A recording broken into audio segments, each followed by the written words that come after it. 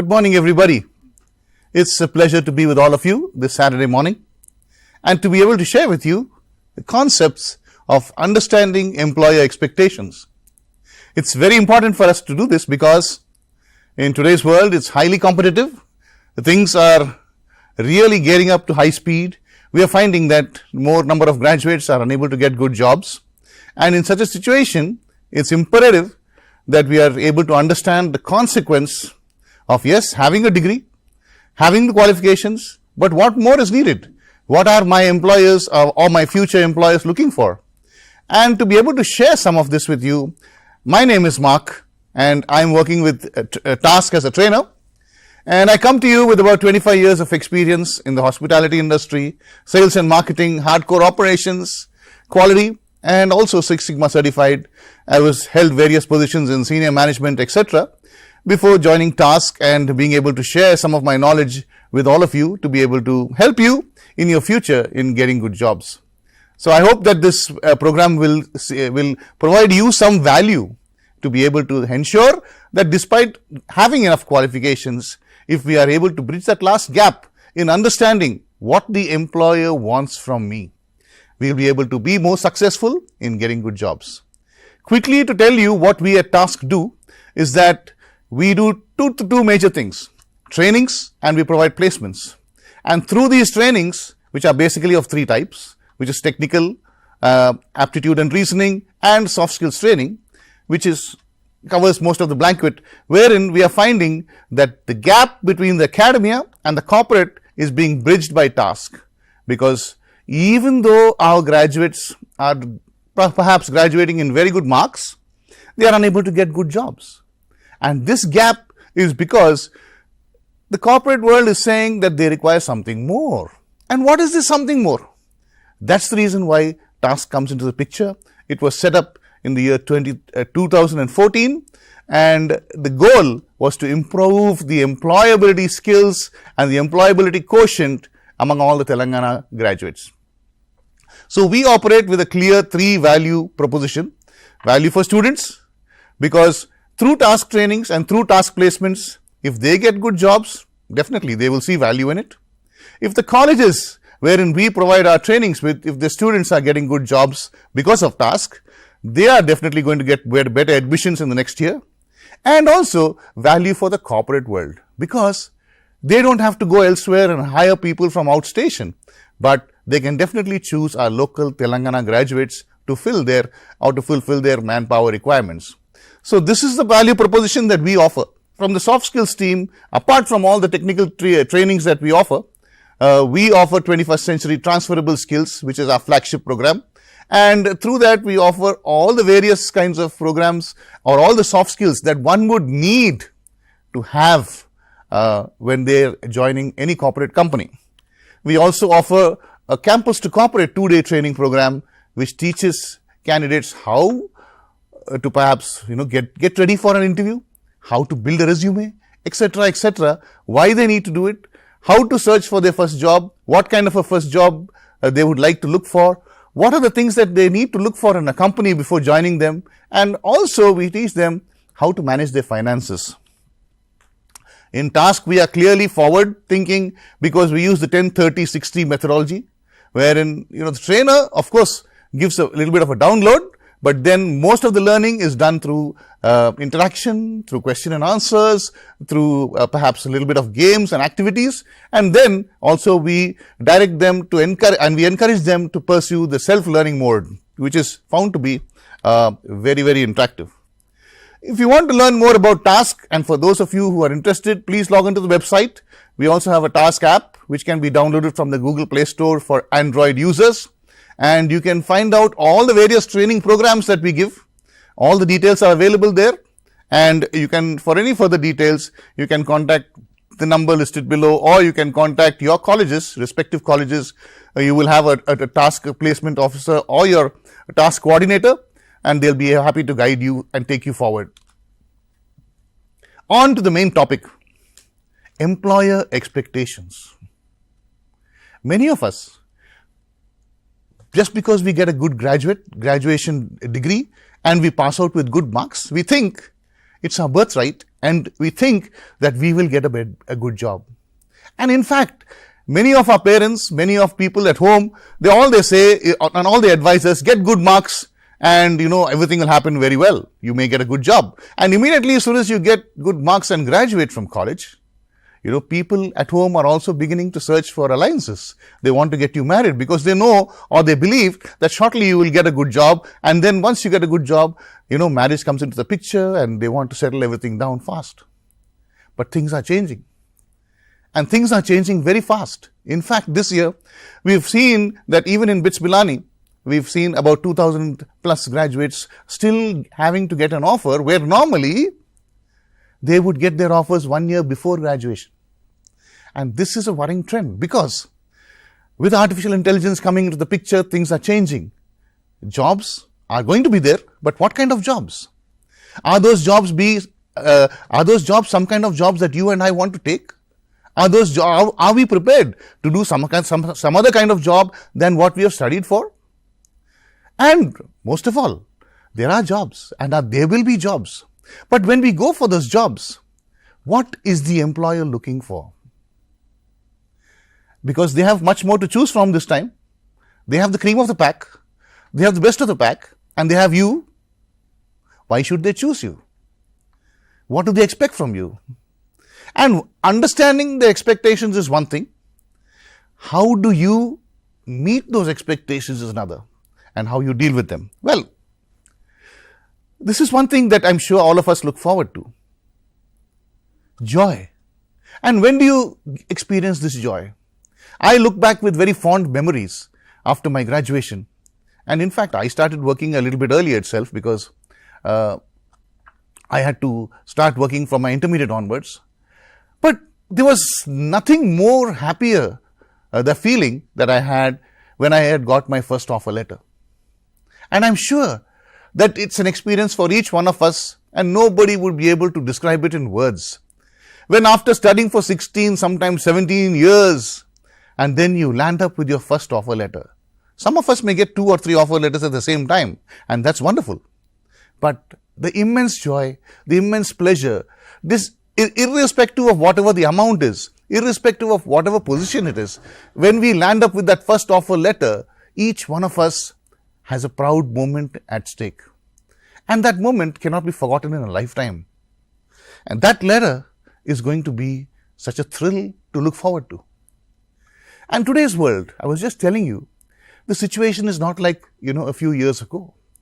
Things are hotting up. We have graduates, we have engineering graduates, we have best of cream of tech graduates coming up, and by the dozens, by the lakhs, by the millions. Now, how are we, when I say we, how are you and me going to make a difference?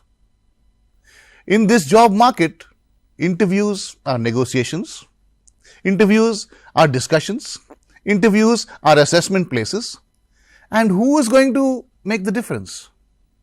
There is a demand, there is a supply. And in this world, you are going to be your own salesperson. Question is very clear, especially for all tech companies. Normally, there is a separate tech evaluation system before you even get to the interview round. And if you've made it this far to the interview round, we know that perhaps you've done a good job in catering to your technical qualification. But does that mean that just because you are good in your technical skills or your specialized skills that you are going to get the job? Absolutely not. And that's going to make the difference. Remember, if you've come as far as an interview, you are privileged, you are lucky, and you are actually, maybe you've done all the hard work. But what do companies look forward to you from there on? They know that you have the skills, they know that you have the talent, they know that you have the ability. Now, what else are they looking for?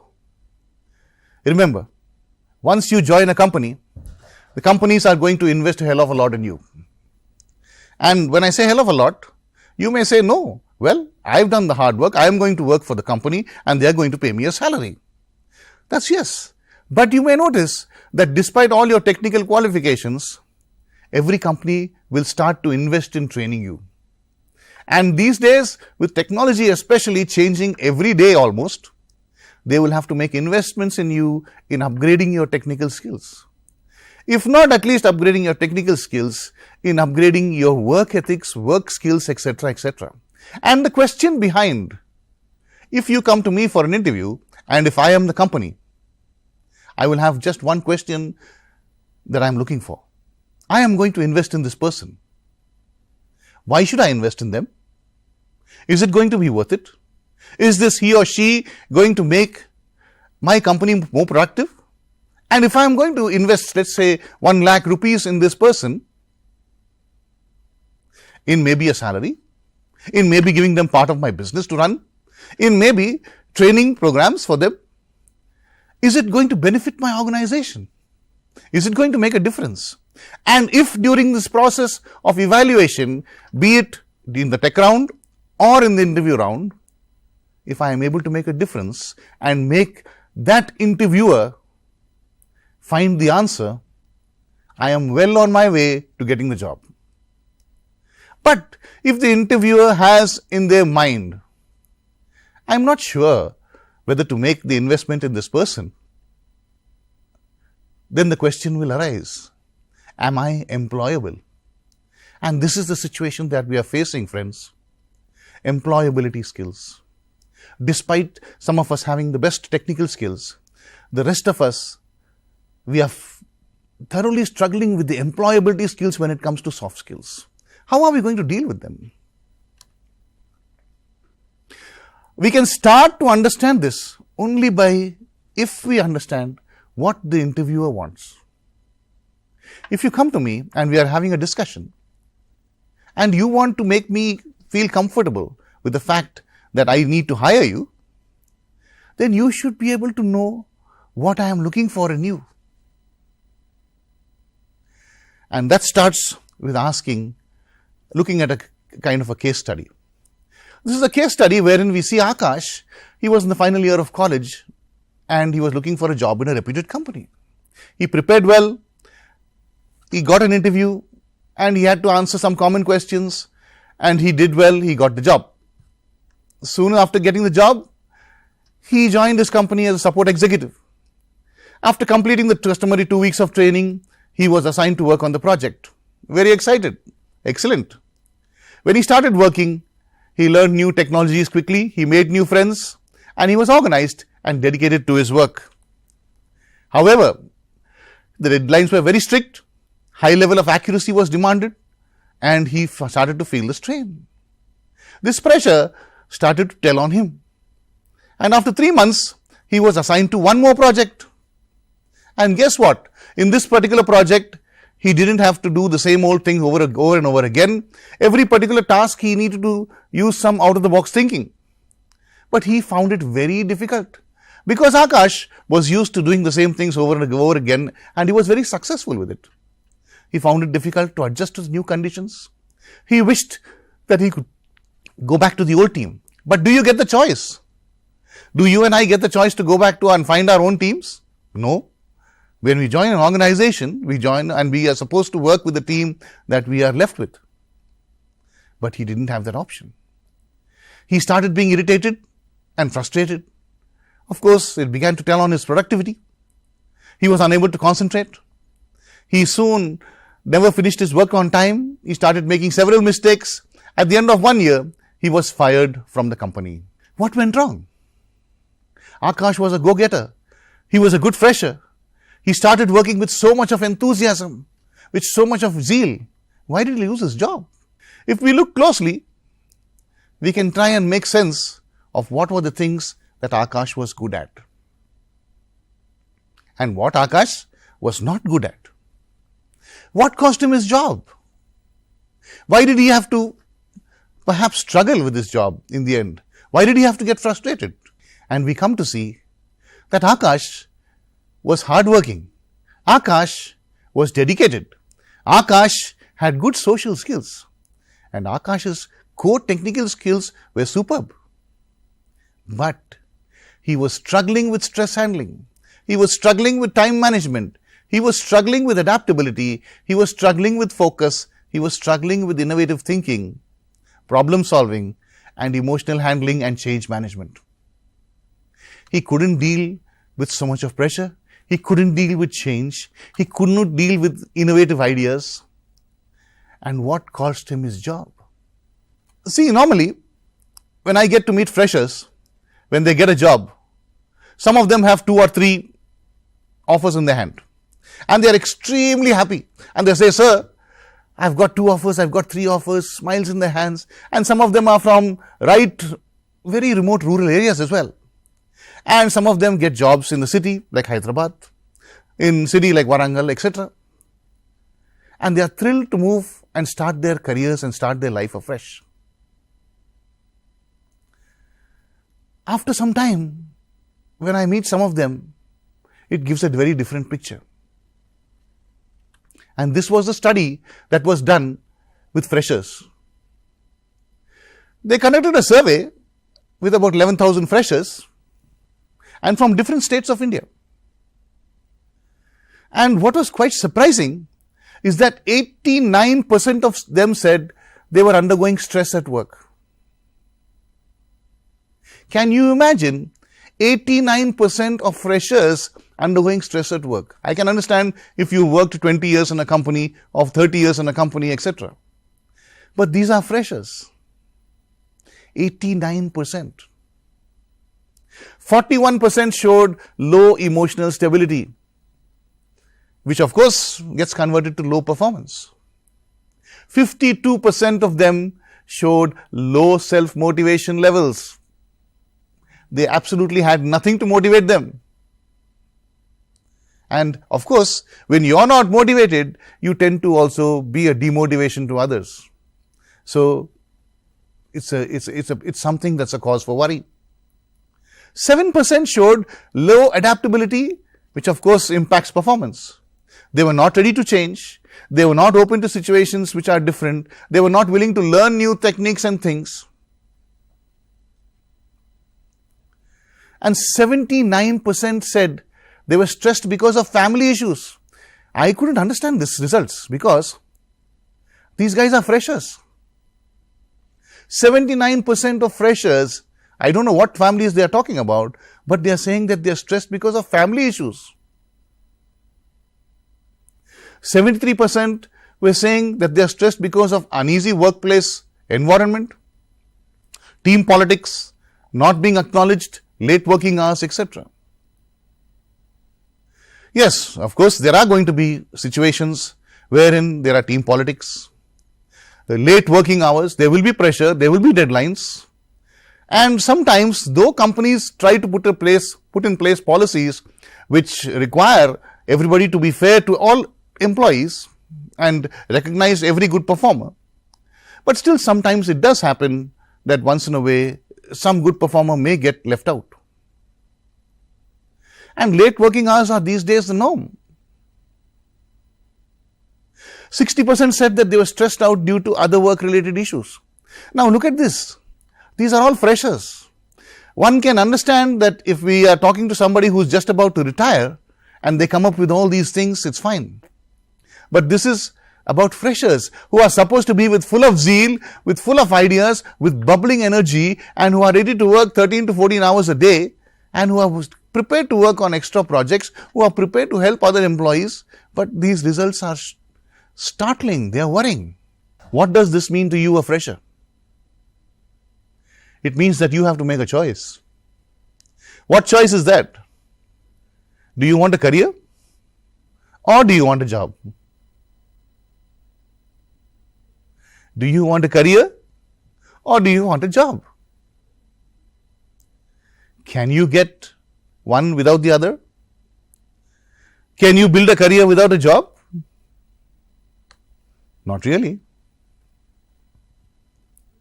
When you come to the interview, for this interviewer, now let's assume I am the interviewer. For me, you are an investment. I am going to make an investment in you. Are you a good investment? Can I put my money on you? And if I put it down, am I going to get the return? And if I put it on somebody else, will I get more return? If yes, then why should I put it on you? I'm going to take us through a little bit of what the employer's thought process is. Assuming that you've done a fantastic job with your technical round and you're excellent in your technical skills, and you've made it to the technical round, and you've come for an interview. Now you are very well and very happy that you've made it, aware that you have good technical skills and that you've made it to the technical round. But here you are sitting with a company executive who is going to make some assessments. Of course, they will look forward to hearing some things from you. They will also ask many questions of you. During that process of having this conversation with you, that interviewer or that employer is making an assessment. What is going through that interviewer's mind? What is going through that employer's mind? What is it that this employer is expecting to get out of you during that time? The first question, during the whole conversation, during the assessment, the employer is looking, does this person have the technical skills and essential skills necessary for this job vacancy that I have? To each one of us, we may think we have the adequate amount of skills. But yes, if you've cleared the technical round, it means you do so. But remember, if there are 10 positions, maybe 1,000 people would have cleared the technical round. So how is it going to determine that whether you're the best or somebody else, and why should it be you? So the first question, of course, it's very basic, it's very qualifying, wherein with your interaction with me as an interviewer, I would like to establish that do you have the technical and essential skills needed for the job? If yes, I move on to the next question. Does this person have the work ethics I am looking for? Now, what do we mean by work ethics? In almost all big companies, and I say this with conviction, is because all big companies, ethics are topmost priority. You could be the best and perhaps the only technical expert in the company, but if you lack in ethics, no company wants you there. And what do you mean by ethics? In a way, we can bring it down to understanding that it means integrity. But what is integrity? Integrity, honesty, the way you deal with people, fairness, all that comes with integrity. But integrity goes one step further. It means doing the right thing when nobody is watching. It's very easy to be honest when everybody is looking at you. Just imagine a scenario wherein you're walking across the room and there are quite a few students sitting there, 25 students, odd students, and perhaps a 500 rupee note falls out from your pocket. Immediately you will find at least 3 or 4 students say, Sir, please, take your 500 which has fallen out from your pocket. Imagine a different scenario. There's only one student there, and that student has happened to be, probably having a hard time with finance and probably struggling to pay their fees and praying every day to have some help to be able to pay their fees. And just as I'm walking across them, that one student, 500 rupee falls. Now, the thought in everybody's mind is, or whoever it is there, it could be me also, I would start to look at, are there any CCTV cameras looking at me? God has answered my prayer. I have 500 rupees to pay my fees. Should I take it? The issue is, will I take it or no, is a separate issue. That's a separate discussion. But the thought is in everybody's mind. And friends, the ability to act rightly when nobody is watching is the ethics that companies want. Let me give you another example of what ethics means. During my work experience, I used to work as an assistant vice president for a leading multinational company. And I had some senior managers reporting to me. They used to handle teams of about 300 to 350 people. And there was one particular manager who was very, very good, in fact, ready for another promotion. Now, typically we were having 5-day weeks, and everybody would look forward to the weekend on Fridays. So, as the Friday came, everybody came in, and they would typically discuss among themselves, okay, so before we going home on Friday, where do we drop in? So, they decided to go to a small place and have a couple of drinks and go home. It's a free world, they can do that. What happened? They took their team out. This particular manager took the team out, but the rules within this organization was that you can take your team out and there are certain budgets being provided for that, but you cannot consume alcohol. So the team went out, they had a good time, everything went off well, and this senior manager submitted the bill to the finance department. A few days later, I had the finance officer come into my cabin and said, "Sir, this senior manager, he took out 12 people for a team dinner and he has submitted the bills, but the bill shows 33 biryani." So I said, anyway, I don't know why it should be that much unless they decided to stay and have two biryanis or take one biryani home. Please keep that bill there, I will find out. So, a couple of hours later, the gentleman, the senior manager, who was very good, extremely good, I was telling you that he is due for promotion, came in and he had very good respect from his teammates, from his entire team. He used to be a very good worker, used to help them to the core. So, when this gentleman came in, I asked him, how was your weekend, how was everything, went off well, very good.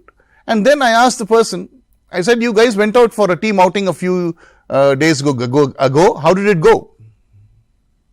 He said, sir, it went off well, everything was nice, and we had a good time, we had a good dinner and we came back. So then I told him, you were 12 of you who had gone out for dinner, but there is a bill of 33 biryanis. How is this acceptable? Then he said, no sir, I'll tell you the truth, sir. The truth that happened was actually among the 12 of them, 7 of them had beer. And I asked the the restaurant guy to put the equal amount into food. And so that's what he made the amount. I did not see what was all written, sir. I just brought the bill and I submitted it. So I said, thank you for being truthful, but I have only 2 questions for you.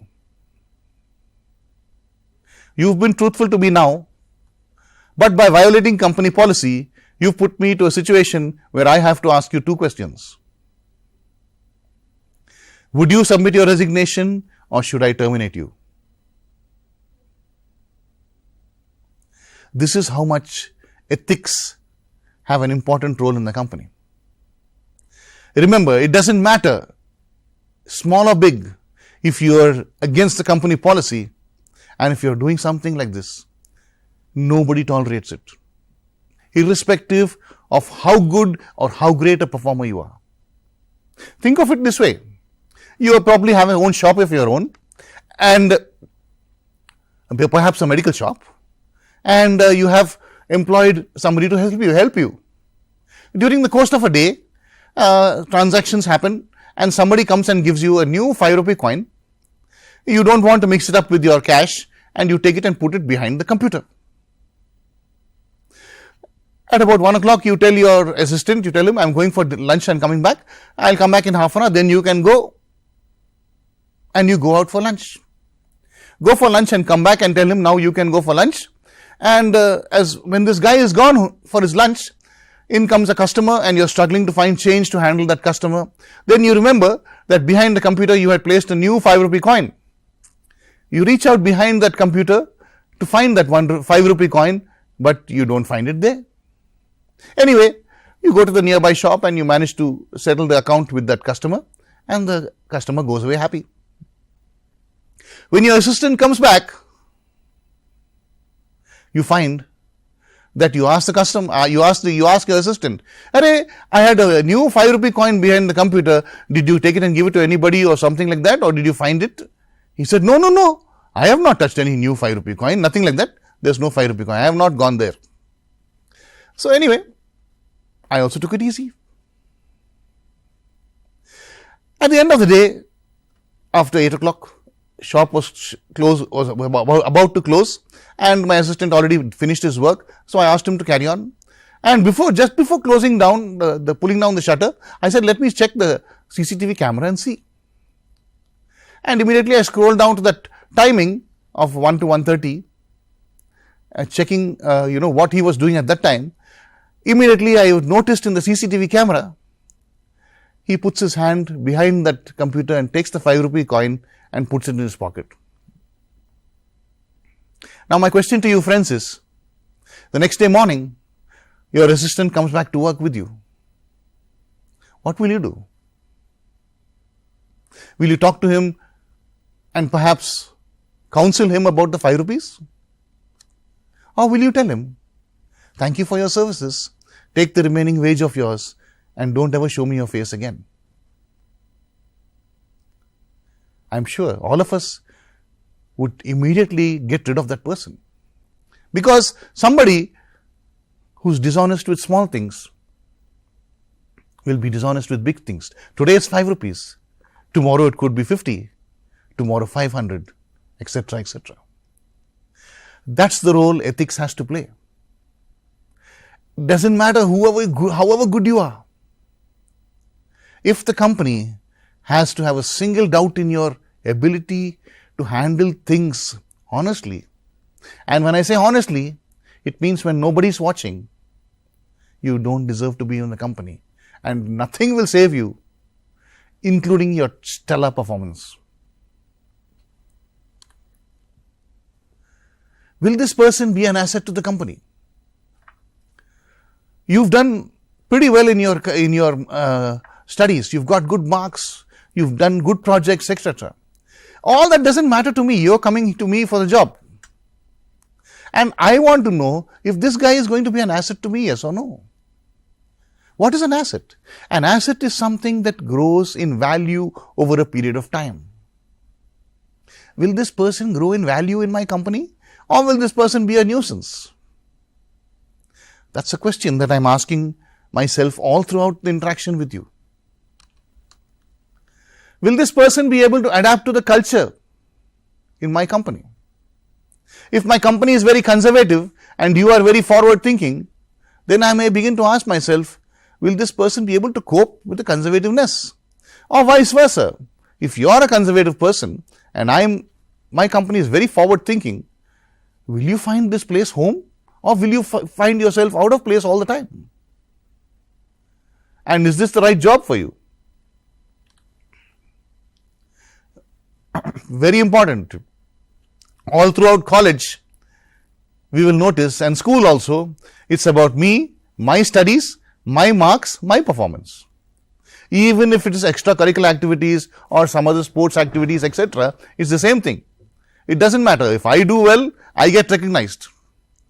But remember, in the company, everything changes. Once you join a company and once you're approaching a company for an interview, of course, I want to see your accomplishments. I want to see what you're good at. But individual performances don't matter. We've seen this recently in the cricket matches that we've had with Australia. Doesn't matter how good an individual performance you are. If the team doesn't win, we are as good as nothing. So, during my interaction, I would like to make an assessment. Will you be able to work with other people who are not as brilliant as you?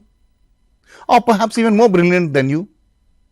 Will this person be able to work with their bosses well? Is this person keen on taking new ideas? Or is this person just stuck with their own logic and etc. within the company? Very often, this word pressure is taken very lightly. There is no job without pressure. Now, many people, when I ask them, what do you think of pressure? And what's your definition of pressure? Many would say, sir, it means that, I have enough time during my breaks. I can take my leave on time. And, of course, I work just 8 hours a day. I don't work any overtime. And I don't have to come in early or go late. And that's what I think as work pressure. But I can tell you this, there is no job without work pressure. And some people think that perhaps a government job wherein you don't have much to do, you're sitting, all throughout the day. Maybe complete your work in 10-15 minutes and then you have nothing else to do. That is no pressure. But I'll tell you something. You try doing nothing for a day and you see how much of pressure that is. So the idea of any job being without pressure does not exist. Every job, no matter whatever it is, has its own pressure. Nothing can take away from it. Pressure is always there. So will you, as an individual who have been managing things for yourself so long, will you be able to handle the pressure within the company, within your team, within the organization? That's something that I look for in my interactions with you. Will you be able to become a positive brand ambassador of my company, outside and inside? To ask you all a question. Suppose you are working for a good company, maybe an Accenture, maybe a Wipro, maybe a Capgemini, etc. And you have a 9 to 5 shift. You've completed your job very well. And of course, you are lucky, you got a Monday to Friday work schedule. Again comes Friday and you like to go home and, perhaps while going home, meet up with some of your colleagues, have a cool drink, maybe have a dinner and go back home. Now, my question to each one of you is, 9 to 5, you've worked very hard, you've done your job and gone. Are you responsible to the company after 5 o'clock? Most of us would say, no. Why should I be responsible to the company after 5 o'clock? I've completed my shift, I've completed my work, and I'm going home. It's my weekend. It's my time. I can do what I would like. Of course you can. And that's freedom. But let me give you a small true story again from my own experience. We have people like Shah Rukh Khan who are brand ambassadors for 𝗧𝗏. What do you mean by brand ambassador? A brand ambassador is somebody who represents the value of the brand or who's capable of enhancing the value of the brand. Now imagine if it were otherwise. Then the person would be called a brand killer, not a brand ambassador. Now I've given you a situation which happened in real life. It was again one of my senior managers while working for a very good company. Again, everybody has completed their shift. A Friday evening, 7:30, 8 o'clock. They just plan to meet up, have a good time, maybe have some dinner and then head out to their homes. So, another good senior guy decided to meet up with their colleagues, which is nothing wrong with it. And they had gone into Banjara Hills to a small pub. And they were having a few beers, and this is on their own account. This has nothing to do with the company.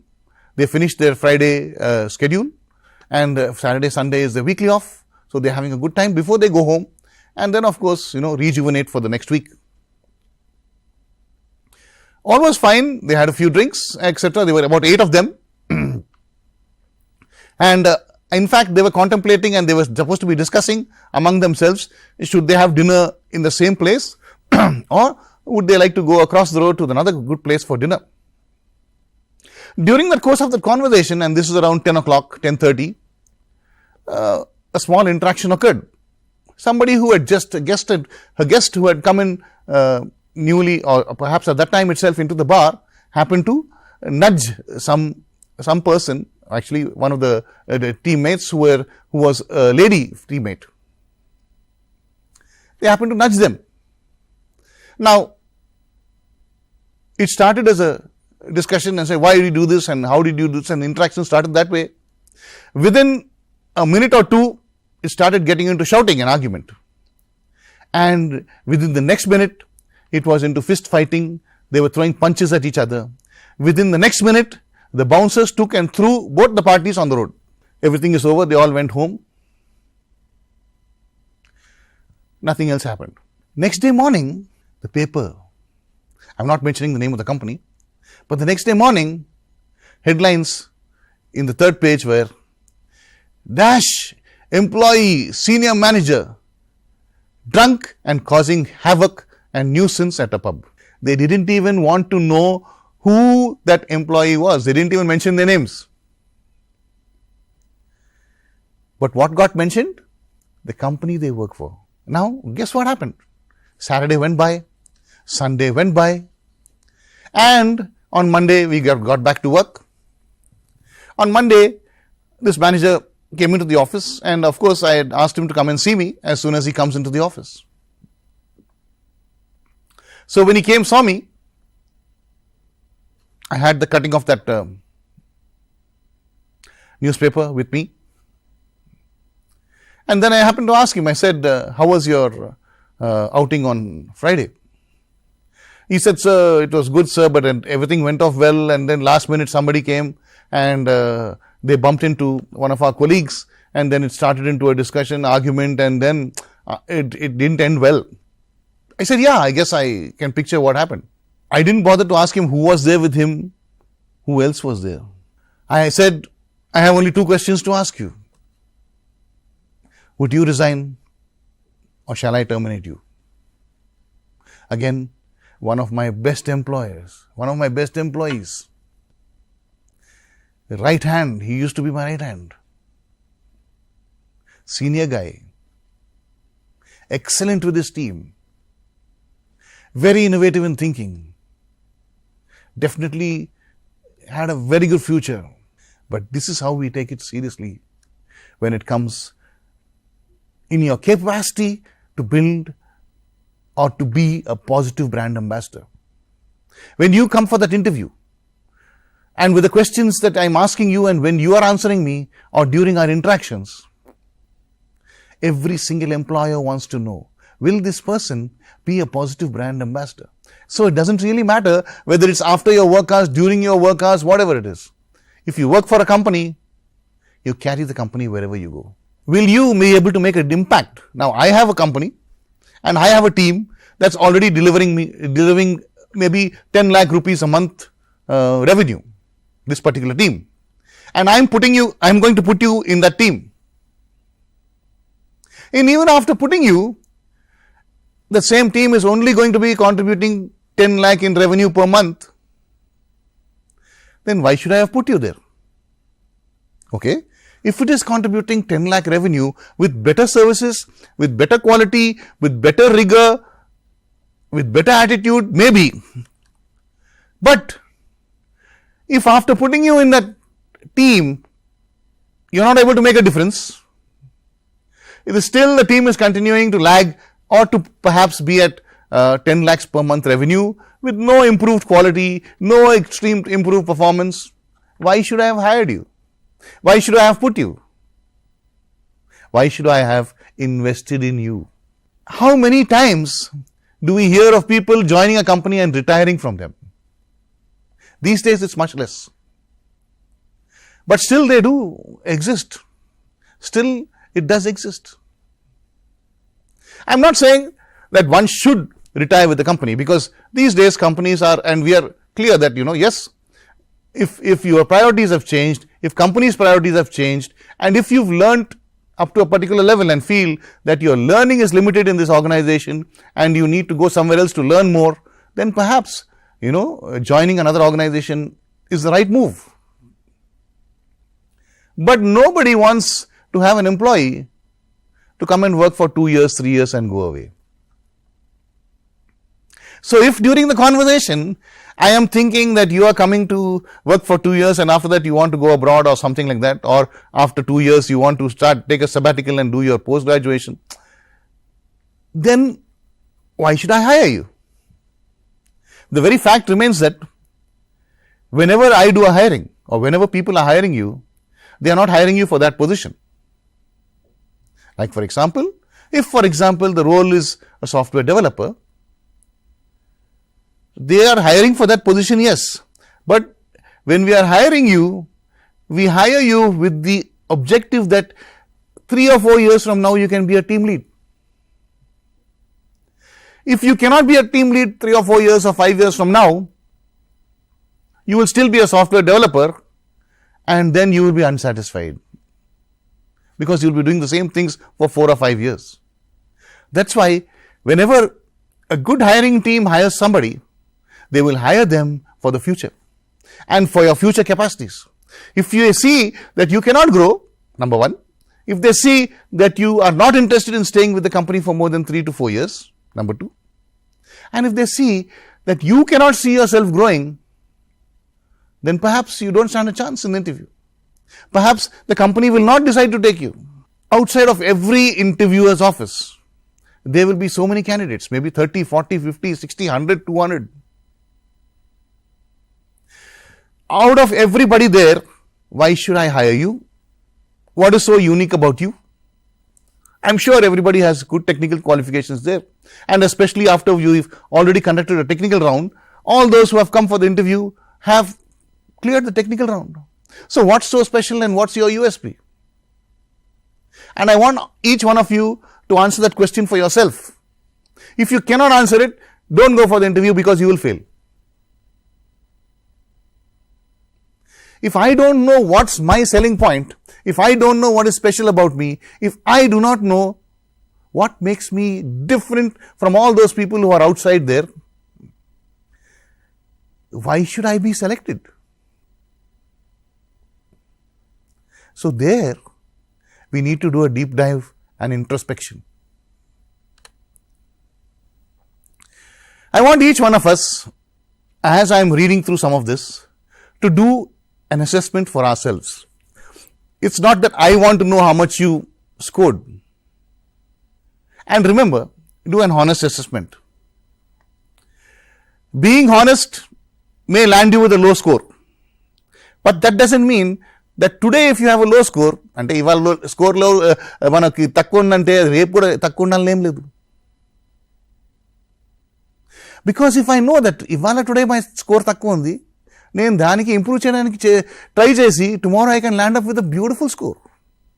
But if I am lenient, నాకు తక్కువ score ఎక్కడ ఉండాలి, నేను దానికి ఎక్కువ వేస్తే నేను దానికి ఇంకా ఏం చేయలేము, దానికి ఎవ్వరు కూడా హెల్ప్ చేయలేరు.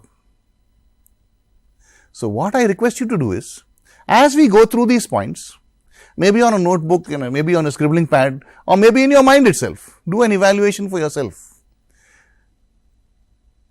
What is your score? 5 of course is excellent, 1 is poor. Remember, do the scoring honestly. Because again I'm saying this, if you know that you are low on something today, you can work on it and you can improve before you go for your next interview or before your next interaction. So for the first thing is basic technical competency. నేను ఒక job కోసం apply చేస్తున్నాను, దానికి job description ఉంటుంది, job requirements ఉంటుంది. ఆ కంపెనీకి ఆ జాబ్ వేకెన్సీకి నాకు సరిపోయేటట్లుగా బేసిక్ టెక్నికల్ కాంపిటెన్సీ ఉందా? ఉందంటే ఓకే ఎస్ ఓకే, నా దానికి సరిపోయేటట్లుగా ఉందంటే నా స్కోర్ 3 వస్తుంది. ఓ ఈ జాబ్ కన్నా చాలా ఎక్కువ ఉంది నాకు అంటే 5 వస్తుంది. కానీ లేదు, నాకు డౌట్ ఉంది, కొన్ని దాన్ని నేను బ్రషప్ చేసుకోవాలి అంటే నీడ్స్ ఇంప్రూవ్మెంట్ 2 లేకపోతే 1 స్కోర్ ఇవ్వాలి. అది ఇస్తే నీకు ఇవాళ తక్కువ స్కోర్ ఉంది, కానీ ఇవాళ నువ్వు తెలుసుకున్నావు, అరే నా బేసిక్ టెక్నికల్ కాంపిటెన్సీ నాకు తక్కువ ఉంది, నేను దానికి వర్క్ చేసి దాని మీద నేను దానికి చదివి నేను కొంచెం టెక్నికల్ స్కిల్స్ కానీ ఆన్లైన్ కోర్సెస్ కానీ చేసి నేను దాన్ని ఇంప్రూవ్ చేసుకోవచ్చు. Companies always want to see people who are willing to learn. Just because I got 90% or 95% in my graduation doesn't mean that I am the best. Very often it's proved the other way around. So, am I willing to learn? Yes, I may have good knowledge also. దాని అర్థం ఏంటి? ఇంకా నేను నేర్చుకోలేనా? ఇంకా కొత్త topics నేను చూసుకోలేనా? ఇంకా కొత్త ఇనిషియేటివ్స్ నేను చేసుకోలేనా? And suppose if my method is this, am I closed to other methods? Can I not approach it from a different angle? Values and ethics. నా వాల్యూస్ మంచిగా ఉన్నాయా? నా ఎథిక్స్ మంచిగా ఉన్నాయా? లేదంటే నాకు తక్కువ స్కోర్ పెట్టి నేను దాని మీద వర్క్ చేయాలి. I need to understand what are the values that I need to improve on. And my honesty, remember, from college and school, these are not given focus much. అరే ఎవరిది పెన్సిల్ దొరికింది తీసుకొని పోతాం, ఎవరు రబ్బర్ దొరికింది తీసుకొని పోతాం, దానికి ఎవరు పట్టించుకోరు. సరే తీసుకుపోయావు, ప్రిన్సిపల్ తెలిసిపోయింది, ప్రిన్సిపల్ దగ్గర కొంచెం తిడతారు, పేరెంట్స్ని పిలుస్తారు, కౌన్సిలింగ్ ఉంటుంది, అయిపోయింది. కానీ మనం అదే ఆఫీస్లో చేస్తే నీకు ఒక్క నిమిషం ఉంచారు. What is creativity? When we talk of creativity, are you capable of doing things and looking at things differently? ప్రతిసారి నేను ఇట్లనే చేసుకుంటూ వస్తాం. సరే బాబు, నువ్వు చేసుకుంటూ వస్తున్నావు, బాగానే ఉంది, నీకు రిజల్ట్స్ కూడా బాగానే వస్తుంది. కానీ what if somebody else also comes and tells you, sir, instead of doing it this way, let's try it this way, let's see what happens. లేదు మనం చేయలేము, ఇట్లనే చేసుకుంటూ వస్తాం. Remember, there's nothing wrong with trying, because perhaps ఒకసారి try చేస్తే maybe we can get a better result. Am I a positive contributor? Especially with teamwork. కొంతమంది ఉన్నారు, టీం ఎక్కడైనా ఉండని, ఎలాగైనా టీం ఉండని, వాళ్ళు కలిసిమెలిసి చేసుకుంటారు. కానీ కొంతమంది అస్సలు టీం వాళ్ళు ఏదైనా 2 మాటలు చెప్తే వాళ్ళు చాలా ఫీల్ అయిపోతారు. సార్ ఈడెవడు నాకు చెప్పడానికి, నేను మంచి మార్క్స్ వచ్చింది, నాకు ఆడికి అసలు ఏం కాలేజ్ చదివాడు. టీం వర్క్లో అలాంటిది అవకాశాలు ఉండవు. అలాంటి థాట్స్ వస్తే నువ్వు పనికిరావు. There's nothing more important than taking the whole value of the team, taking ideas from the team. It doesn't matter who you are, what you are. They will continue. They will do. Am I a positive contributor who takes initiative? Takes initiative ante enti? Many times we can see in teams that one person may be doing very well, one person may be struggling. వాళ్ళకి results రావు, వాళ్ళకి అర్థం కాదు. అలాంటి టైంలో మనం వాళ్ళని చూసి నవ్వుకుంటామా? లేకపోతే అలాంటి టైంలో మనం వాళ్ళ దగ్గర వెళ్ళి, చూడు నాకు కొద్దిగా ఈజీగా వచ్చింది, నీకేమైంది, నేను నీకు హెల్ప్ చేయనా అని సహాయం చేస్తే దాంట్లో నీ లీడర్షిప్ క్వాలిటీస్ వస్తుంది, దానికి నువ్వు హెల్ప్ చేసే క్వాలిటీస్ వస్తుంది, నీ టీం పర్ఫార్మెన్స్ కూడా పెరుగుతుంది. దాంట్లో flexible personality. Are you capable of understanding and going with flows of others? ఇప్పుడు ఫర్ ఎగ్జాంపుల్, ఇప్పుడు వరకు మనం ఇలాంటివి చేసుకుంటూ వస్తున్నాం. Suddenly today you tried a different way and it's more productive. లేదు ఇది బాగలేదు, నాకు నచ్చలేదు, నేను ఇట్లా చేయను, నేను ఇట్లానే చేసుకుంటాను. That means you are not flexible. If there is a better way, we should always be open to adapting better and new policies. Interpersonal relationship skills and teamwork. Some people are there, వాళ్ళు ఏంటంటే ఇండివిజువల్గా ఏమైనా చేసుకుంటారు, ఏమైనా problem solve చేస్తారు, ఏమైనా పని చేస్తారు. కానీ టీంతో కలిసిమెలిసి చేయమంటే వాళ్ళతో కాదు.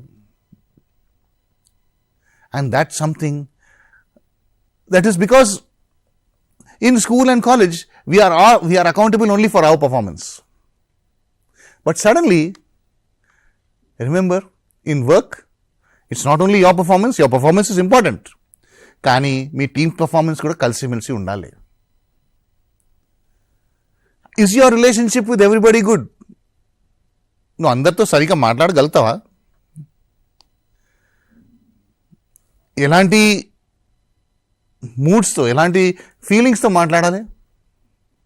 Suppose if somebody else is having a tough problem, నువ్వు వాళ్ళకి ఎలా సహాయం పడతావా, లేకపోతే వాళ్ళని తిట్టి నువ్వు పని చేయించుకుంటావా? Are you a good communicator?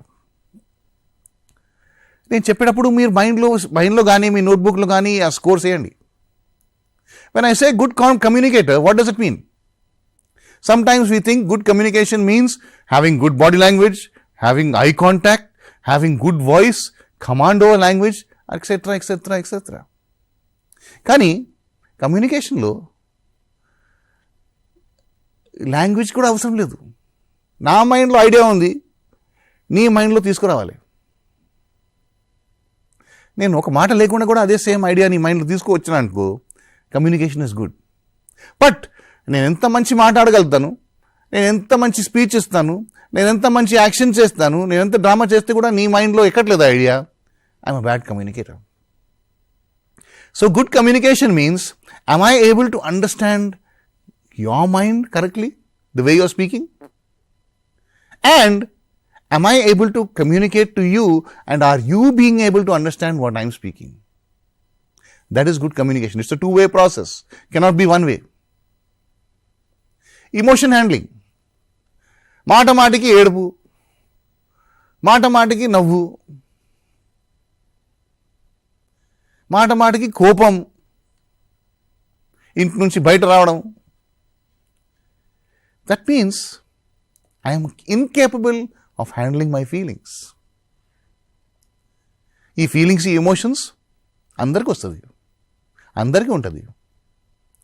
But remember this, what differentiates between you and somebody else is how you deal with those feelings. What makes you the man or the woman you are, and what makes you the man or the woman you want to be, is how you deal or how you respond to those feelings. Some person can shout at me, but if I also shout at them, what's the difference between me and them? Some person can shout at me. I can say, you shout at me, I will hit you. Again, I become worse than them. But if some person shouts at me, I can also understand and say, hey gentleman, hey lady, నీకు BP ఎక్కువ ఉంది, take it easy, relax. Remember how I felt. అంటే నాకు feeling వచ్చింది, వాళ్ళు తిట్టారు నాకు కాబట్టి నాకు ఫీలింగ్ వచ్చింది. కానీ ఆ ఫీలింగ్స్ని నేను ఎలా కన్వర్ట్ చేసి ఆ ఫీలింగ్స్ని ఎలా పాజిటివ్ వే నేను చేసుకోగలుగుతాను, that decides who I am and who I want to be. Do I have a positive attitude and pleasing personality? Now, what do you mean by positive attitude? అంటే లైఫ్లో అన్ని positive జరిగితే positive attitude? Everybody has their challenges. There is nobody who does not have problems. ప్రతి ఒక్కరికి 100 problems వస్తాయి. నువ్వు ఒక్కటి అడిగితే 100 చెప్తారు. కానీ what makes the difference? If you don't have a positive attitude, you cannot approach those 100 problems.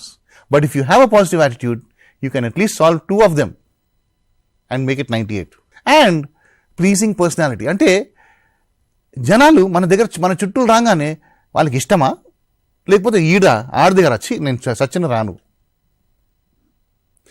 Now you decide what kind of personality are you. Do people want to come and be around you, or do people hesitate to come around you? If people hesitate to come around you, then the opportunity lies in you making a change. తక్కువ score అయ్యి, కానీ మైండ్లో ఆలోచించు, నేను నా పర్సనాలిటీని మార్చాలి. అంటే జనాలు నీ మీద వచ్చి పడాలని కాదు. Remember, if you have a good pleasing personality, people like to be with you. And this does not mean that ఎవరు బయట వాళ్ళు కాదు, ఈవెన్ మీ ఫ్యామిలీ మెంబర్స్ మీతో కలిసిమెలిసి ఉంటారా, ఆడుతూ పాడుతూ జీవితం చేస్తున్నారా, లేకపోతే మిమ్మల్ని చూస్తేనే వాళ్ళు వేసి వెళ్ళిపోతారు? Then something is wrong. Am I a problem solver and am I a critical thinker? Problem solving అనేది ఏంటి? ప్రతి ఒక్కరికి ఉన్నాయి ప్రాబ్లమ్స్. ఇప్పుడు మీరు గుర్తుంచుకోండి, నాకు ప్రాబ్లమ్స్ వచ్చినప్పుడు నేనేం చేస్తాను? రాగానే నాన్న దగ్గర వెళ్తాను, మా అమ్మగారి దగ్గర వెళ్తాను, లేకపోతే నా ఫ్రెండ్స్ దగ్గర వెళ్తాను.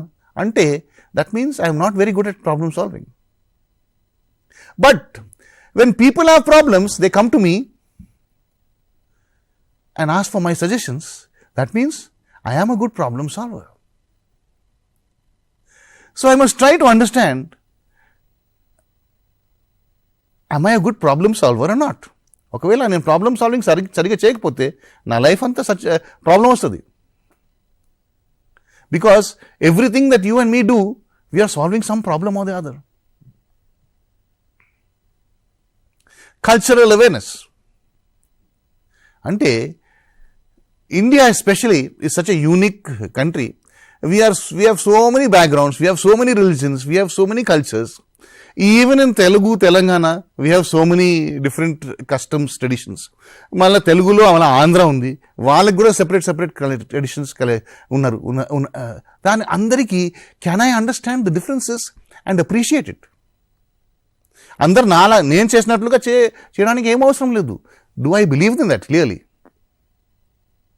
And do I understand that if somebody is doing something different from me, there may not be anything wrong in it? దానికి నేను రెస్పెక్ట్ చేయగల కెపాసిటీ ఉండాలి. And last but not the least, leadership. Let me give you an example.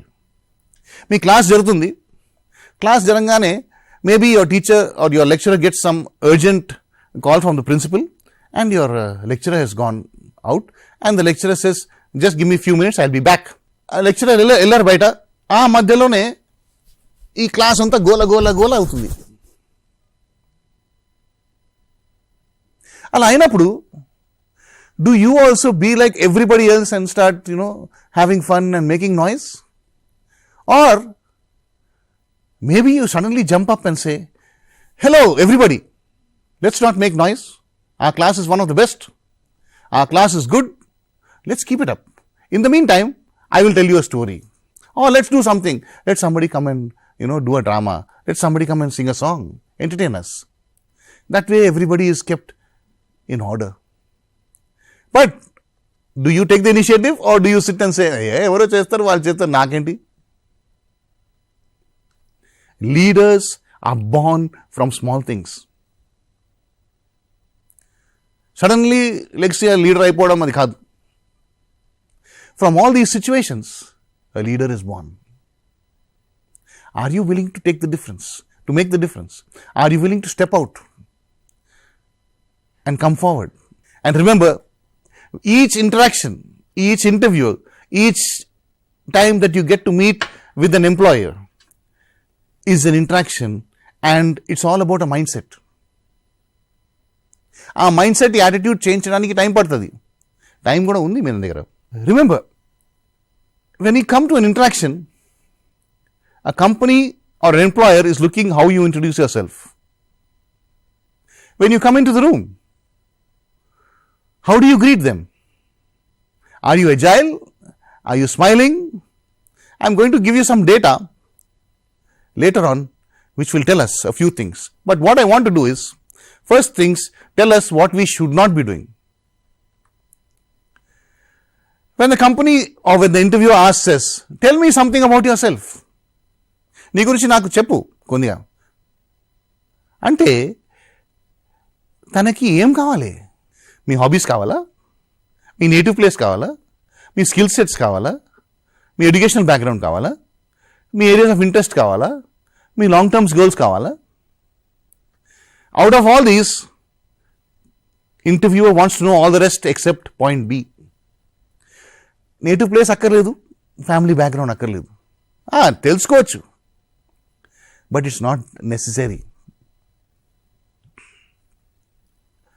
I'm going to just quickly spend some time in talking about what are the 10 things to do when you introduce yourself.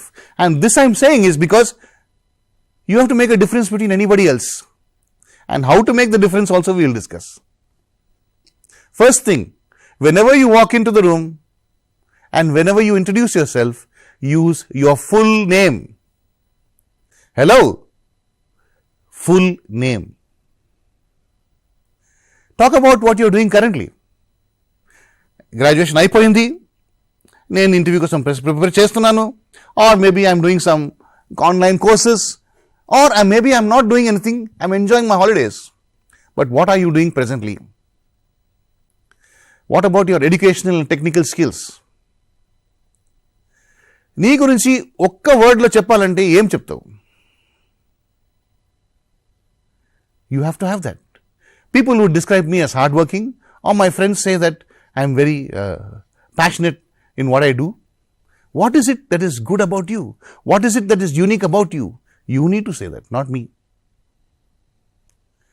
What is one major strength? What is one feature that you like about the industry? అంటే నువ్వు technical ఫీల్డ్లో ఉన్నావు and you want to apply for the post of a developer. What is it that you like about developing? Or you're in the pharma industry and you're applying to become a pharmacist. What is it that you like in that industry? లేకపోతే నీకు అక్కడ తోసారా? నాకు ఇష్టం లేదు sir, కానీ నా parents నాకు తీసుకోమని చెప్పారా? You need to know why you want to be there in that industry. What are your goals? లైఫ్లో ప్రతి ఒక్కరికి గోల్స్ ఉన్నాయి. Remember, goals are different from your dreams. Achievements. What are your achievements?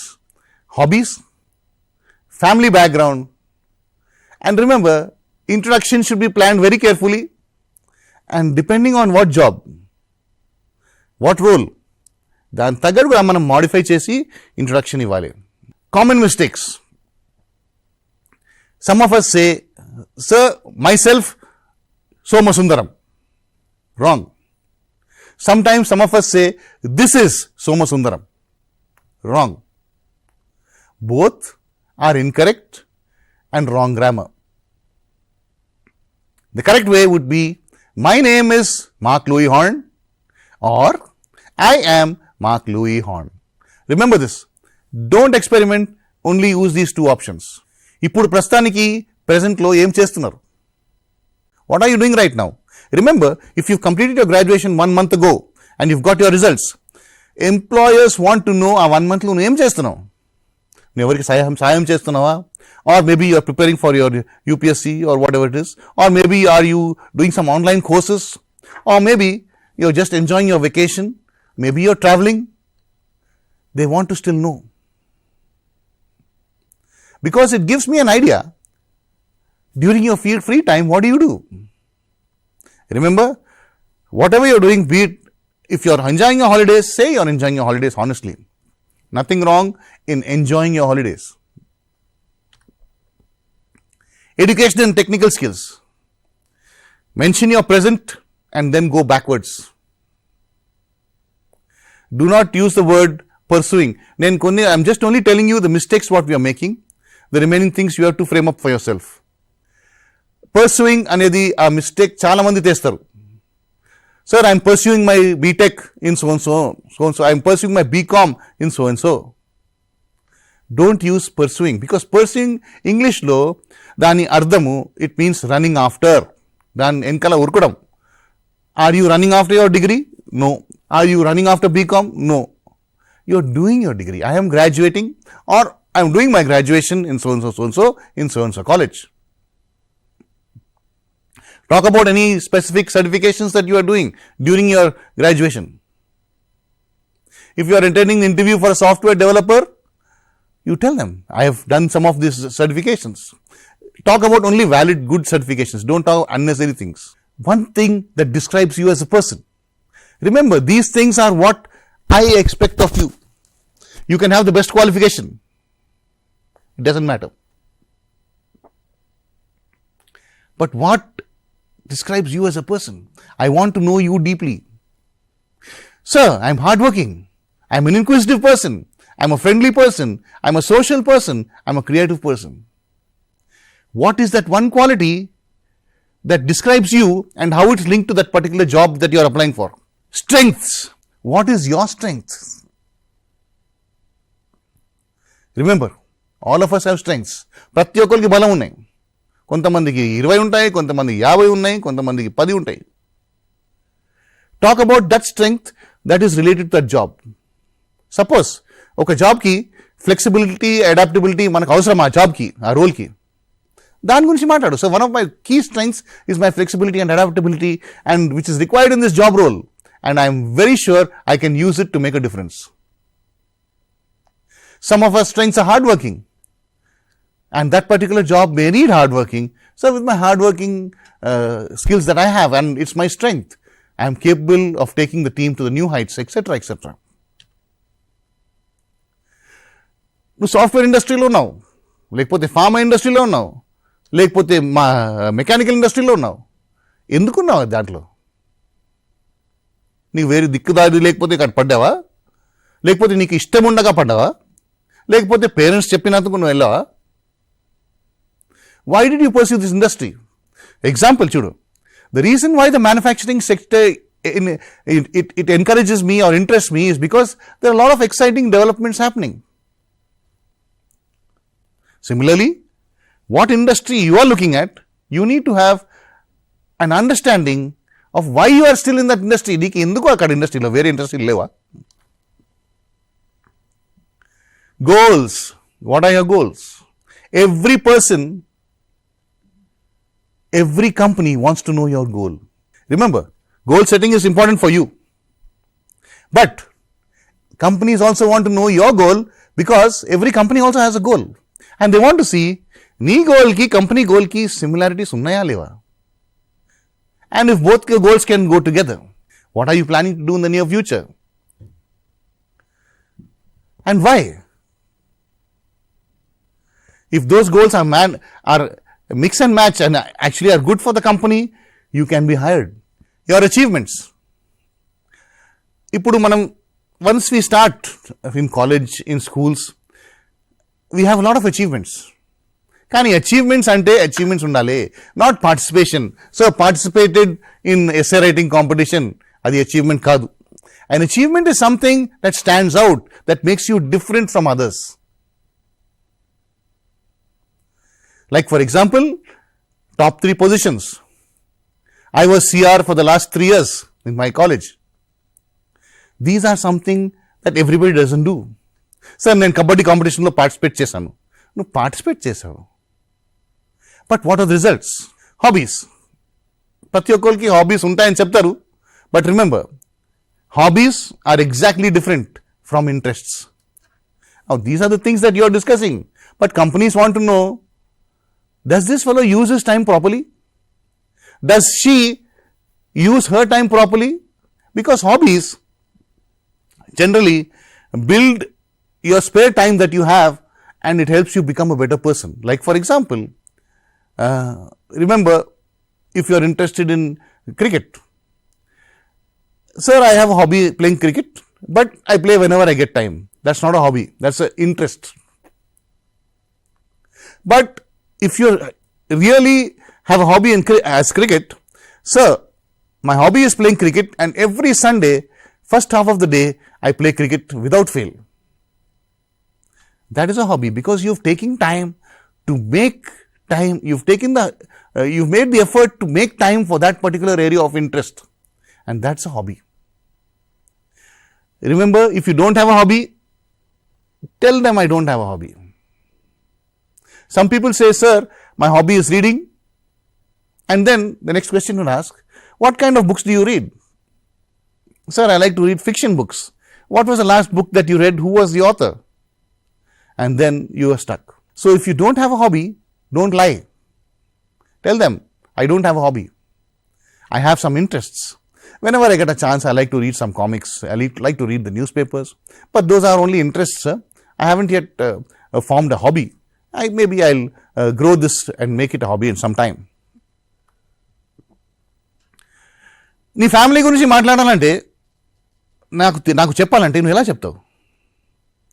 There are few things that you can talk about. Native place, mention something that's good about it. Like for example, when you're introducing yourself itself, my name is Sudha from the land of the 1000-pillar temple, Warangal. You see, it makes an impact. Or for example, my name is Mark Louis Horne from the land of the Charminar, Hyderabad. Impact. Because they want to see, do you have energy in you? Do you have passion in you? Apart from the knowledge, apart from the skills. అవును, నువ్వు అదే చెప్తున్నావు, అందరు చెప్తారు, కానీ నీలో వేరే వాళ్ళకి డిఫరెన్స్ ఏంటి? Your introduction should be dynamic. Change it according to the jobs, according to the job description. Your strengths, etc. ఆ జాబ్కి ఏమేమి కావాలి, దాని తగ్గట్టు కూడా నీ స్ట్రెంగ్స్ ఉండాలి. Make a list of the skills required for different jobs and it will help you understand how to project yourself. ఇప్పుడు ఈ డిఫరెంట్ జాబ్స్కి స్కిల్స్ ఎలా దొరుకుతాయి మీకు? Basically they will tell you Java కావాలి, ప్లస్ కావాలి, ఇది కావాలి, టీమ్ బిల్డింగ్ స్కిల్స్ కావాలి, కమ్యూనికేషన్ స్కిల్స్ కావాలి. And later if you want to find out more details, go to the job description. You will find all the small details which are required for that particular job. Take those points and then make a compiled list. You will understand if really ఈ job నా కోసం ఉందా లేకపోతే నేను jump చేయాలా, skip చేయాలా. Here's another case study. And if you see, it's a case study of introduction. We spoke about 10 things. మనం 10 విషయాలు ఇంట్రొడక్షన్లో చేయాలని మనం చూసుకున్నాం. Look at this beautiful introduction. I'm just giving you only one example. We will not spend too much time. I will read it out while it's on the screen. I am 𝗧𝗦𝗔𝗧. I am in my final year of computer science engineering at ABC Engineering College. I have always been an inquisitive person and I enjoy solving problems, riddles and puzzles. I consider innovative thinking to be my biggest strength. This is also one reason I have chosen computer science as a subject to study and software development as a profession. I am extremely fascinated how information technology is changing the world and I would love to be part of this transformation. To enhance my skills in this area, I have completed a certification program in Python programming. One of my biggest achievements was when I was selected among the top 25 coders in a competition constructed for engineering students in Telangana. My goal in life is to establish myself as an innovative software development professional. In the next 5 years, I see myself as a software architect in a reputed company. My hobbies are playing games that involve solving puzzles and cracking codes. I am a native of Warangal. My father is a business person and mother is a teacher. I have one brother and 2 sisters. If you look at this introduction, you see it has all those 10 articles that I was talking about. And ఇది ఆ 10 పాయింట్స్ని మనం మైండ్లో పెట్టుకోవాలి, by heart చేయకూడదు. ఆ 10 పాయింట్స్ని పెట్టుకొని మనం దానికి స్టోరీ చెప్పాలి. That is what is being done here. So I would like you to look at these 10 points again, which we mentioned here very clearly. These 10 points should be part of your introduction because employer wants to know who you are. They already have your biodata. They already have your CV. And all these things are there maybe in that. And ఇంకొకటి చెప్తున్నాను, మీ దగ్గర మీ interview తీసుకోవడానికి వచ్చే ముందు మీ CV మంచి చదివి వస్తాను నేను. మీకైనా బాగా నాకు తెలుసు మీ CVలో ఏమేమి ఉన్నాయి. I want to know what is between that. నువ్వు అక్కడ ఏమేమి రాయలేదు అది నాకు కావాలి. 5 tips. Know what the job requires. Me introduction ఆ జాబ్ తగ్గట్టుగా మీ ఇంట్రొడక్షన్ ఉండాలి. Do not repeat everything that is in your resume.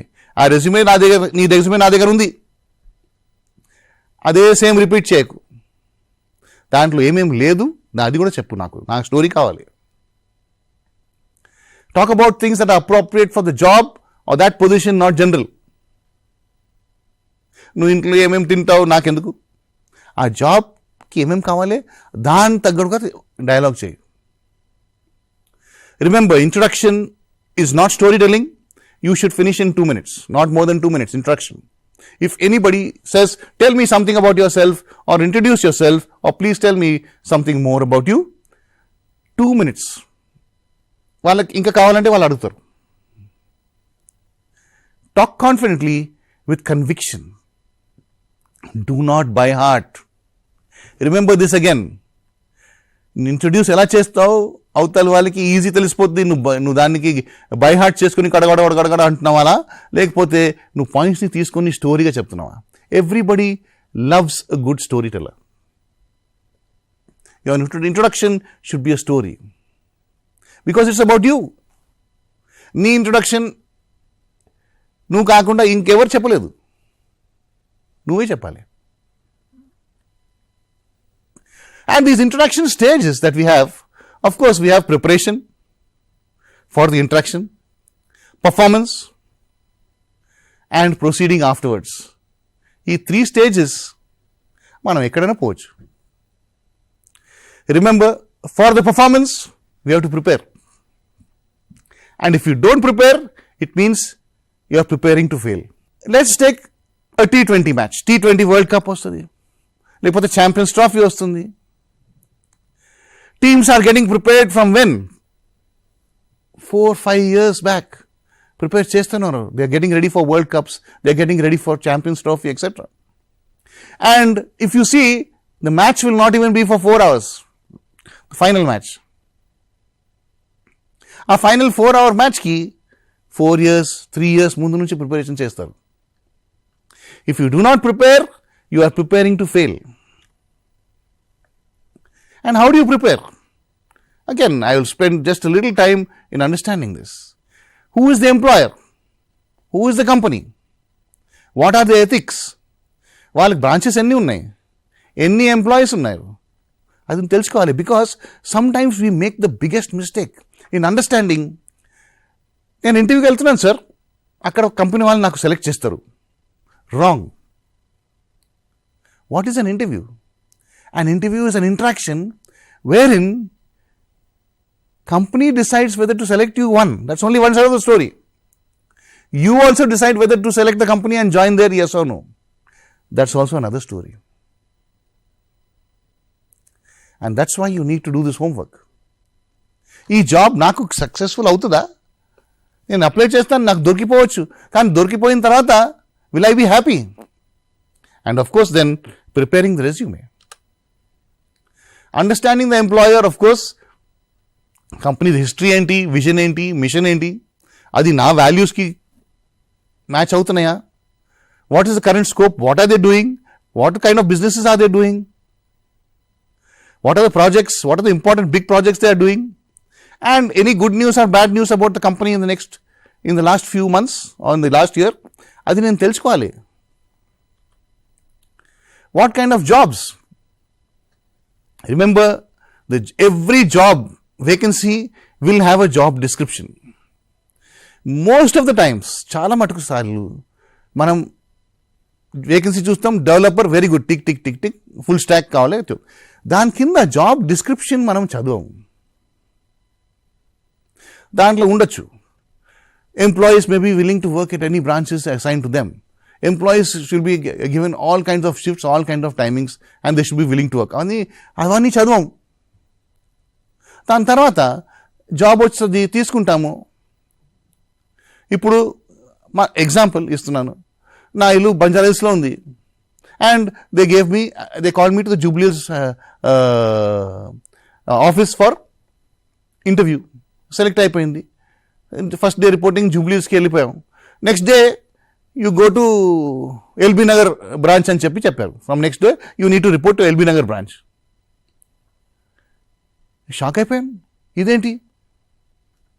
అరే sir, we have already told you in your joining time, నువ్వు సైన్ చేసావు, నువ్వు అక్కడ రాసి ఉంది, జాబ్ డిస్క్రిప్షన్లో ఉంది that you can be posted any time to any branch. అయ్యో సార్, నాకు ఎవరు చెప్పలేదు. ఎందుకు చెప్తారు? అది already is there. Company can post you anywhere. So understand the job profile. Is my skill set? నా దగ్గర స్కిల్స్ ఉన్నాయి, కానీ ఆ స్కిల్స్ ఆ జాబ్కి సరిపోతుందా? ఆలోచించండి. One important thing that I like to draw your attention to. ఇప్పుడు ఈ ప్యాకెట్స్ ఉన్నాయి, 3 ప్యాకెట్లు ఉన్నాయి. ఒక ప్యాకెట్ తీసుకోవాలి మీరు. ఎన్ని ప్రిఫర్? ఏ ప్యాకెట్ సెలెక్ట్ చేస్తారు? Is it package A, package B or package C? 90% of you I'm sure will choose package A. Why? Because it is neatly packed. దాంట్లో ఏమి లోపల ఉంటుంది మనకు తెలియదు. కానీ బి అయితే అస్సలు తీసుకోము, ఎందుకంటే వాళ్ళు ఏమో ఉండొచ్చు, కానీ అది సరిగ్గా వాళ్ళు టైంలీ తీసుకోలేదు, దానికి ప్యాక్ చేయడానికి చెత్తలాగా కట్టించారు అంతే. సిమిలర్లీ ప్యాకేజ్ సి ఓకే, కానీ సరిగ్గా ప్యాకేజ్ లేదు, ప్రొఫెషనల్ హ్యాండిల్ చేయలేదు. And this is what your resume is.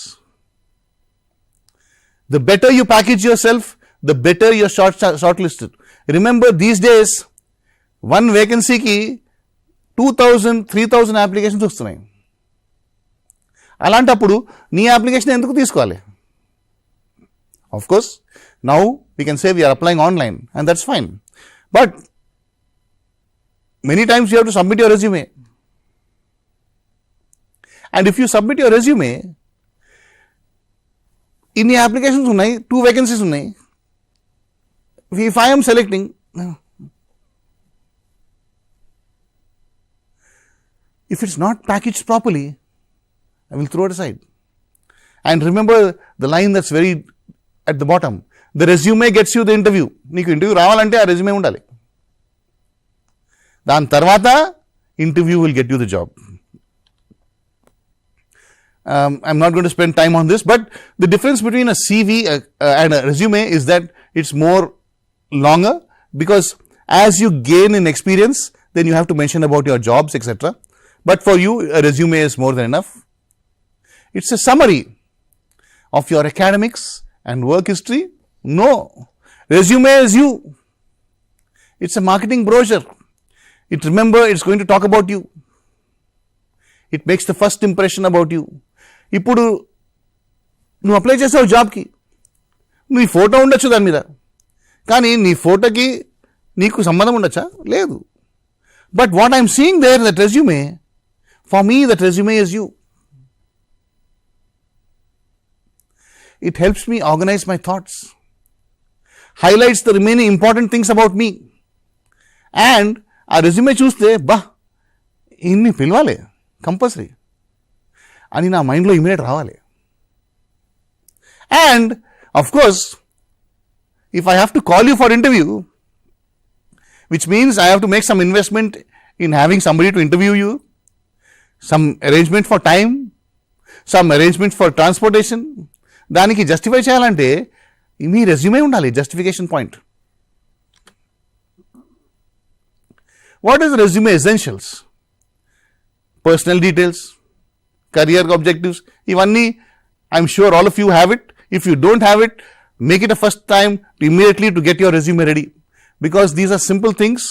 Today you have a lot of help. Templates unnai online lo, you can refer to any of the templates and build your resume. But you have to have all these things: career objectives, your educational qualifications, professional experience, technical qualifications, skills, achievements, and references. Which is the most important? Your career objective, not only your name, because your career objective is the first thing that appears in your CV.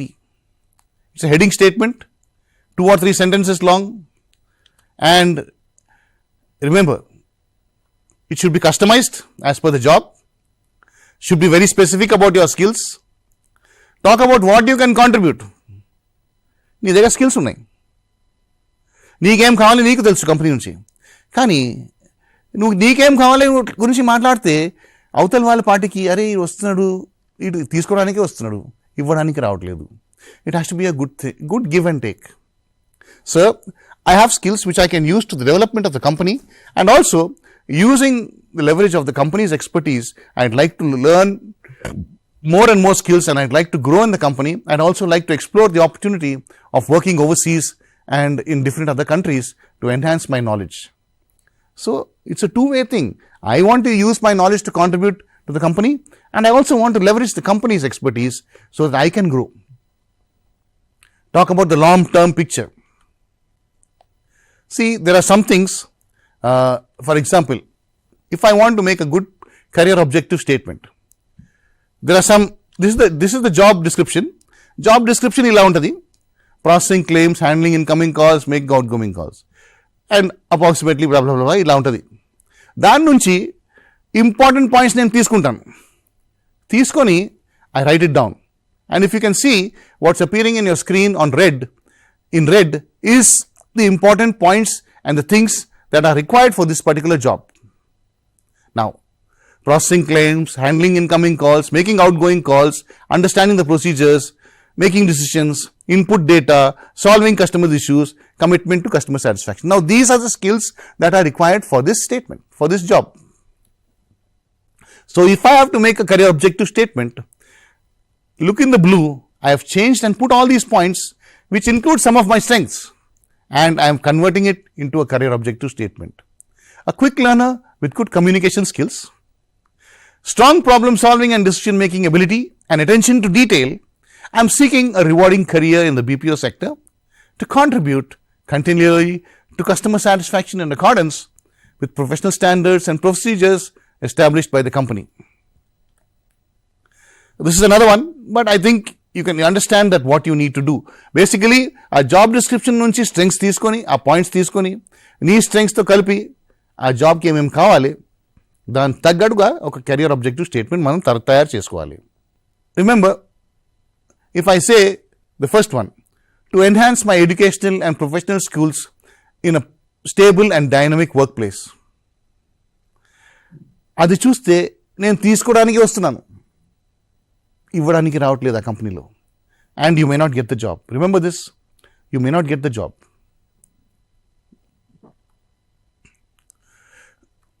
Okay, I'll touch upon few things again. Customization regarding the job description, your alignment, these are simple things. Resume lo formatting chala important. Don't use any other size except A4. Use only some Times Roman, Arial, Verdana, Calibri. Don't use fancy scripts. Use only 12 points, and for headings use only 14-18. Use consistent bullet points. ఇవన్నీ common points, కానీ still if you see the number of resumes which come with fancy bordering education, borders వస్తాయి, ఇవన్నీ వస్తాయి. So I'm not going to spend time on this. I understand that you know it. So will quickly move to the next one. So if you see, these are some of the tables that you may need to mention your education, specialization, etc. Power words. Used words like achieved, accomplished, done, designed, scored, facilitated. These are power words to use in your resume. Again, choose which one is best for you, your chronological resume, or if you want to use a functional resume. But for you, as a fresher, chronological resume is the best. Cover letter, depending on the job description, talk about what makes you apply for this job. Why are you applying for the job, and what would you look for in this company? Another part, మనం interview వెళ్తాం, మనం మాట్లాడదాం, discussion జరుగుతుంది, CV ఉంది, అన్నీ ఉన్నాయి. కానీ దాని మధ్యలో ఏం జరుగుతుంది? నువ్వు చెప్పకుండా, నువ్వు మాట్లాడకుండా ఇంటర్వ్యూవర్తో 100 మాటలు చెప్తావు. And that part of science is called body language. Body language is a language which all of us speak. And it means speaking a language of 1,000,000 words without opening my mouth. Do you? మనం కూర్చున్నప్పుడు ఫిజిట్ చేస్తామా? టేర్ని ఊపుతున్నావా? Do I keep on touching my face? Do I keep on clasping my hands? Am I biting my nails? Am I breaking my knuckles? Am I stammering? Am I playing with my clothes? Am I breathing hard? These are signs of nervousness. And these can be interpreted by any interviewer at any point of time. For example, suppose interviewer is asking you about your last project. And while you're talking about నా project గురించి చెప్తున్నప్పుడు ఇట్లా చెప్పి yes sir ఇట్లా అయిందంటే, immediately interviewer knows that you are lying. Immediately interviewer knows that you are not telling him the complete truth about that project. Because your body language immediately indicates that you are covering up your mouth, you are trying to hide your face from them while you are talking about that topic. It displays nervousness, it displays stress, and it also tells the interviewer, I need to investigate this matter. How do you sit? How do you approach? How do you walk into the interview room? How do you interact? All these are small things, but they play a major role. Are you going to sit in the like the people in the top floor, in the top chair, top picture? The right, extreme right, lower bottom one is the correct posture that you will adapt. Legs firmly to the floor, body upright, chest out, arms in the right position, and preferably on your legs so that you avoid fidgeting around with everything else. You see the attire, the things that you need to wear for an interview. formal clothing, not something that's jazzy, no shiny clothes. Remember, how you talk makes the difference. Some more correct wear, ethnic, professional. Avoid party wear. Parties wear are for parties. And what kind of situations, how do we need to sit?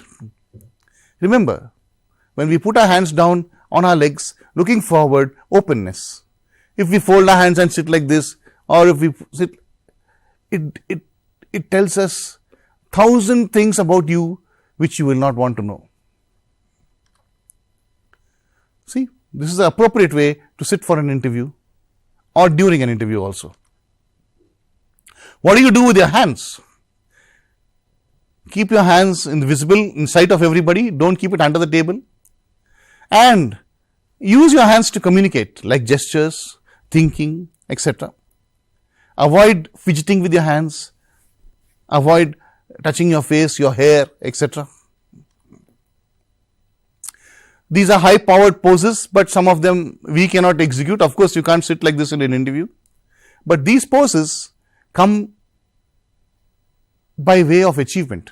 You will find that only very senior positions, CEOs, owners, or very high managers take these poses. It comes automatically by virtue of their responsibility. If you look at these, all of them are in a low power poses because maybe they made a mistake. And these are not bad poses. Suppose నేను ఎంత పెద్ద మనిషి అయినా కూడా నేను తప్పని చేస్తే నేను లో పవర్ పోజ్ వెళ్ళి నేను క్షమాపణ అడిగితే ఏం తప్పు లేదు దాంట్లో. So these poses are used for different situations. Look at this, very important. And why I'm saying this is not data from me, this is from the HR. 67% of hiring managers say the lack of eye contact is the biggest mistake and biggest cause of rejection. Fact number 2. Technical round అయిన తర్వాత అంటే technical round clear చేశారు, which means they are very good in the technical skills. Technical round అయిన తర్వాత ప్రతి 3 క్యాండిడేట్స్లో 1 candidate will not move further because of improper eye contact. Sir, my name is Saujanya. I am from Warangal. నువ్వు ఎవరితో మాట్లాడుతున్నావు, ఎవరితో చేస్తున్నావు? 25% of candidates or 26% of candidates get rejected because they fidget too much. They will be doing something or the other. వాళ్ళు shirt బట్టలతో లేకపోతే డ్రెస్తో ఏమైనా చేసుకుంటూ ఉంటారు, లేకపోతే with the hair. It indicates nervousness. It indicates this person is not speaking the truth. 39%, nearly 40% of interviewers get actually disappointed when you don't smile. Smile is God's gift. In fact, the face has the most number of muscles in the human body which you can express to show various expressions. Kani kontamandi itlane untaru. They don't express themselves at all. And interviewers are not happy. They want to see you smile. And remember, a smile can brighten up everybody's day. Who doesn't like a good smile? Shaking your hands. The way you come and the way you shake hands with people, 1% will reject people who give them a weak handshake. Kontamandi itlane chestaru. I guarantee you, they will reject you. They want people who give a firm handshake. Ante gatti kaadu, just normal firm handshake. Of course, these days we are talking of remote recruitments, etc. And when we talk of remote recruitments, especially started with the COVID లో ఒక్కసారి కూడా మీకు కలవలేదు. వాళ్ళు ఇంట్లో వచ్చి through remote they've interviewed you through online process, and even offer letters are delivered. You started work also. After 2 years, you get to meet them. So these are things that are happening in the real world today, and it can happen anytime. So remember, there are 2 ways. One is one-way interview, and the other is 2-way, which is a video call. Now, it can be audio or video or combination of both. We have to be prepared for both. Remember, it's used for final screening sometimes. Sometimes it's used for initial screenings. Why synchronous? Synchronous means on both times. They ask you questions, you can ask questions, and it's almost like a real time. But they also want to make sure that your angles are, your camera is placed at certain angles to ensure that nobody is helping you, etc., etc. Remember, if you have somebody helping you, you will be caught. How to overcome some challenges during these interviews? First thing is, while they got a tool untadi, a platform untadi, log in a little earlier, get familiar, because sometimes if you don't know how to operate through the system, it will delay your interview and you may lose a chance. Eye contact is very important in the video. You have to look into the camera or look into the direction, and then keep your hands free. You can use good headphones, good quality mic. Check your audio, video before everything. So many times, good candidates are lost because online interview undi, while ready అయిపోయారు, suddenly phone battery is down. Suddenly phone mic is not working, or suddenly your laptop is not charged. Suddenly current is not there. Suddenly disturbance is coming from the neighbor's dog. Internet connection is good. These days, internet is very cheap. It's very available for everybody. And we cannot make excuses and say, sir, my connection is not good. I'm unable to. Nobody wants to, listen to all that. If your internet connection is not good, go to maybe a cafe, take a private space, attend the interview there, or go to a friend's place, something. Lighting, very important. Sit in a bright place. It gives confidence to the interviewer. They also want to see what you're doing. They want to see your face clearly. Keep all the other electronic communications, your phone, etc., is far away, not to disturb. Keep it on silent mode. Be professional in your dressing. Because the more professional you are, the more professional you will be in your dialogue. Silence in the background. Of course, sometimes when we are taking calls or taking things from our home, some noises we cannot prevent. Like for example, suddenly the neighbor's dog starts to bark. We cannot do anything. But we have to at least try to do our best, whatever we can. Keep everything, what you require nearby, your pen, your reference books, etc., etc. Clean background. Don't put fancy posters behind you. And don't disconnect before the interviewer does. Keep it open. Let the discussion. Remember, there are some exercises for you. I'm just going to leave it open. In your career objective statement, which is most effective? You decide. Which of the following statements is true about your self-introduction? Talk about the qualities that are not visible in your resume. Which of the following should be part of your introduction as an interview? All of them, right? Which of the following is a false statement? Interview is about practicing the answers. Interview preparation takes time. Interview preparation depends only on resume building. It's all about body language. Answer is C. It's not only on resume building. Resume building is only part of it.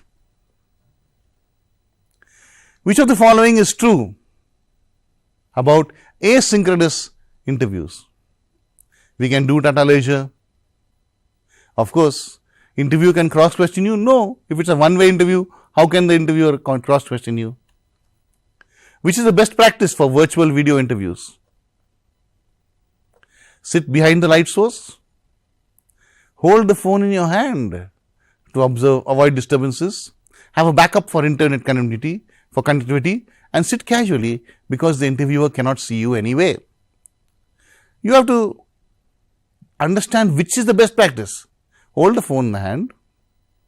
And with that, I'd like to pause and keep it open for questions. Anything that is regarding task, regarding what we do, regarding the help that we can offer to you, number one. Number two, anything that you'd like to know more about what the employer's expectations are. Because today, I want to end with this note, that employers' expectations are beyond what you can understand. When I'm saying this, don't get me wrong, we try as much as we can. But because of this age, that everything is changing so rapidly, employer wants more from you. We know what we are. But when the employer looks at our resume and looks at the CV, the employer sees a potential leader. The employer sees a potential candidate that's going to grow in their organization. And they want to know, what can you do more? They want to see what is not there in that resume. And that's what we need to continuously keep understanding and evolving with the question, what does this employer who I am going to interact with, what do they want? Why should I be the only one they should consider? If I have those answers to myself, am I worth the investment? I can guarantee you, if you have those answers, you are well on your way to landing yourself a good job. But if not, it's not too late. Let's get prepared with them. Let's understand what is special about me, what is special about myself, and what is special about who I am. What is my direction? What is the path that I am going to take? Why have I chosen this field? If I have to choose from 10 companies, why am I choosing this one company? What do I know about this company that makes me decide that this is the company I want to work for? If I decide that I have to join this company, where do I see myself in the next 2, 5, 10 years? If I have answers for them, then I am well on my way to getting a job. If I don't, I need to find answers, and I need to understand that yes, I need to work hard and find solutions and find answers, because the marketplace is getting tougher and the marketplace is getting hotter. On that note, thank you for joining me, and it's been a pleasure to have this session with you. I'm open for all the questions, and I hope you found this session alive and interactive, and if there's anything that I can do more to help you, I'll be glad. Thank you very much.